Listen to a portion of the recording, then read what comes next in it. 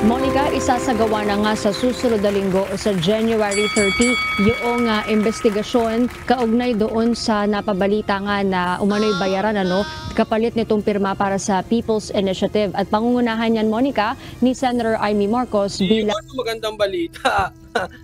Amy. Eto. Lantaran to sinasabi ko sa inyo. Ako, ayoko si Amy. At least clear tayo dito. Pero sinisimula na yung investigasyon. At magkakaroon ng investigasyon at pangungunahan ni Amy. Pag pinatawag ni Amy yan si Tamba at inimbestigahan sa Senate, then, hindi ko sinasabing maniniwala ko, but I will start believing Amy. Kasi yung ginagawa ni Amy, puro sat-sat, di ba? Pero, pag talagang mapapahiya na at talagang ilalabas niya at papatawag niya sa Senado, or kung maipapakulong pa nga niya yan si Romualdez, then, totoo na yan. Hindi na yan sat-sat. Naiintindihan? Hindi ko sinasabing, baka sabihin nyo, ay maka-Amy ka, hindi po. Pero kung makakatulong si Amy para matanggal at mapababayan si Tamba, saludo ako sa iyo, Amy. Kaliwat kanan. Basta may gawa. Hindi ganito. So we are waiting, Amy Marcos. Hindi ganito. Ganito.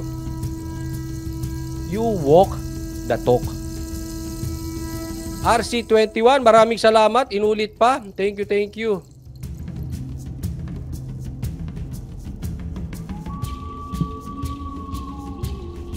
RC21, thank you po sa kusang loob at sa pag-ulit at sa pag-sponsor ng live na to. Thank you po.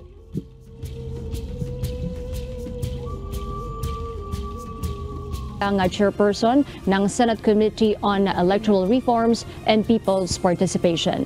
At yun muna ang update mula rito sa Senado.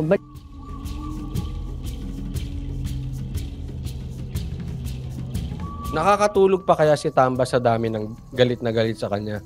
Masyadong makapalang pagmumukha ng demonyo. Totoo yan eh. Alam nyo, meron ko po ako ikakwento, no? Nung isang araw, meron po akong kamiting na politician.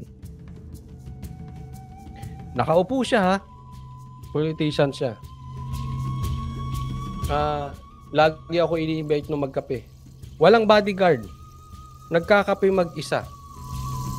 Sabi ko, pare, kasi ano yun eh, kumpare ko. Pare, type ko yung ano sa'yo. Isipin mo, tagal mong nakaupong politician.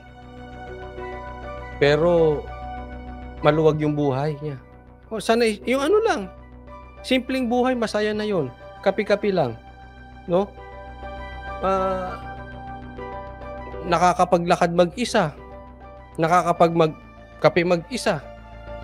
Walang threat. Yung ganun bang buhay, okay na yun. Importante, makasilbi ka sa taong bayan, magkaroon ka ng konting kapangyarihan, magkaroon ka ng pera na masustentuhan mo ang iyong pamilya. Ayos na yun. Hindi mo na kailangan maging greedy na katulad nito sinasabi ni Nelia na nakakatulog ka pa ba? Hindi ko alam. Kung makapal ang mukha nun, baka nakakatulog pa yon. Pero minsan mahahalata mo eh.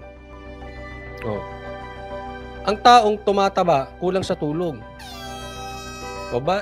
Ano yan, Coach Oli? Scientific ba yan? Hindi. Na-observe ko sa sarili ko. Pag kulang ako sa tulog, tumataba talaga ako eh.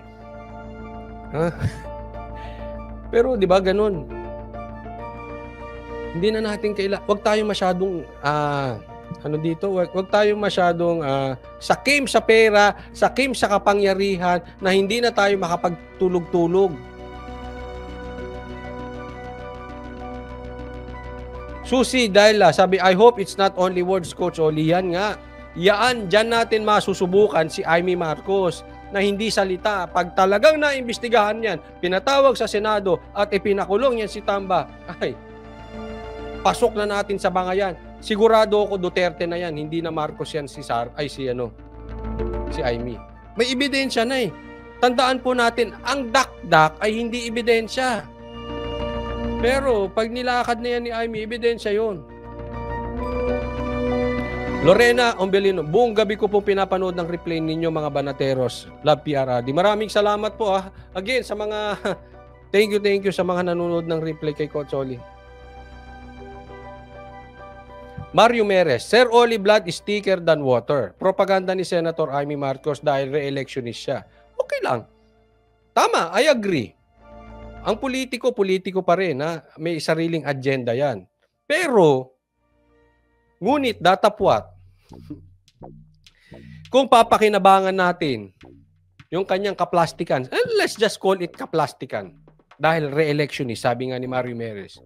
Kung papakinabangan natin ang kanyang kaplastikan para hindi matuloy ang PI, makulong or matanggal bilang speaker at maprotektahan si Tatay Digong, ay okay na yun. Kahit plastic man siya, may pakinabang siya. Di ba?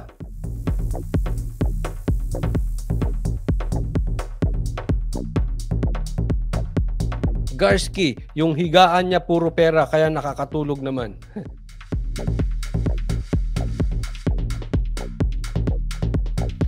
RC21, we can't wait. Tuloy sana ni Senator Amy. Ay, sana. Ha? Hindi siya puro dakdak.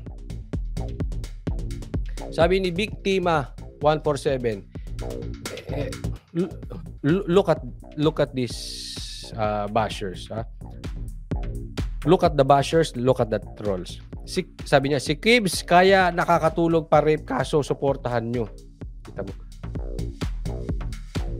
Ang sinasabi natin dito yung PI. Ang issue, ang topic ay yung PI. Ang issue niya tambalos si Kibuloy. Ganyan po ang mga trolls. Wala kasi utak. Hindi katulad kahapon, 'di ba? Sinabi ko sa inyo ilang beses. Bigyan niyo ako ng rason, pupurihin ko si Tambaloslos. Give me reason. Wala eh. Parang si Isko at Batang PRRD nakakalibot ng lungsod na walang security. Correct.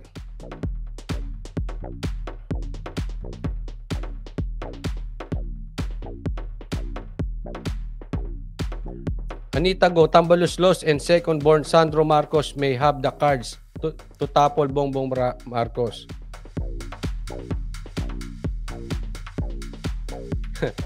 Correct. Anita Go, baka daw may ano. In the right time, lalabas yung video na yan.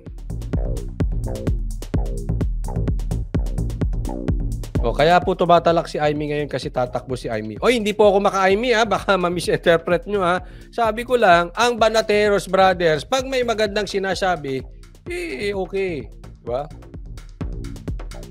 Ker Kazami, pero knowing Amy, puro lang siya ngawa, wala namang ginawa. Ayun nga, so far, puro nga lang ngawa, wala pang na ano.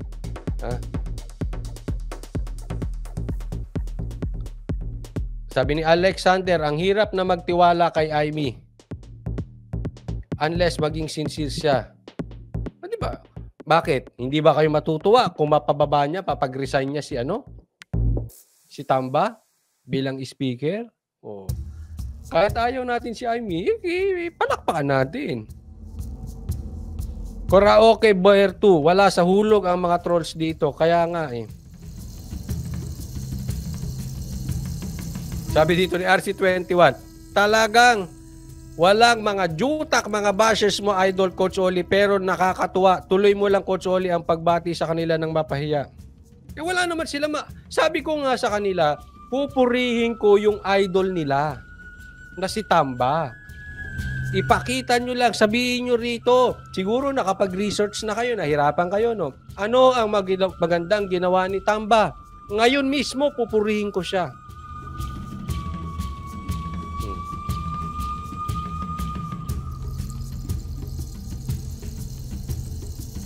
Sabi ni John Mark, Duterte ang dahilan kung bakit nakabalik ang Marcos sa gobyerno.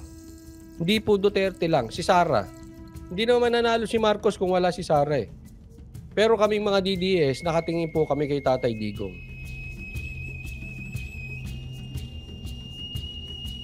Hi, Miresti. Hi, Coach Oli. Dapat may gawin si Super Ate at hindi puro salita lang. Correct.